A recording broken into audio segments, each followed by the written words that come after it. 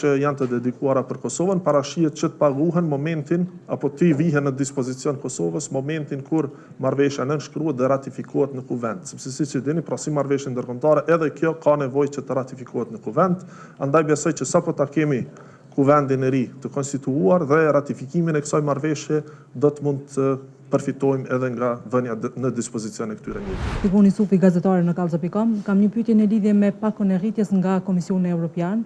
Vitin e kaluar, në fund të vitit, kur ka qenë presidentja e Komisionit Evropian në Kosovë, ka përmendur që deri në fund të vitit 2024 pritet të jepet një pjesë, rreth 60 milion. Ajo ndon këto para për Kosovën në vitin 2024 edhe sa pritet me marrë gjatë këtij viti?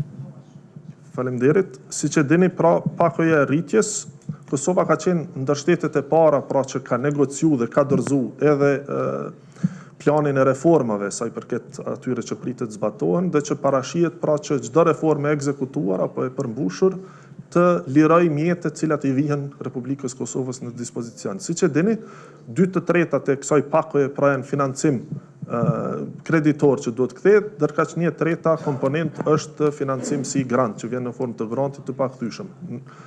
7% e vlerës së këtyre mjeteve, pra që janë të dedikuara për Kosovën, parashihet që të paguhen momentin apo të vihen në dispozicion Kosovës momentin kur marrëveshja nënshkruhet dhe ratifikohet në kuvend. Sepse siç e dini, pra si marrëveshje ndërkombëtare, edhe kjo ka nevojë që të ratifikohet në kuvend, andaj besoj që sapo ta kemi kuvendin e ri të konstituuar dhe ratifikimin e kësaj marrëveshje do të mund të përfitojmë edhe nga vënia në dispozicion e këtyre mjeteve.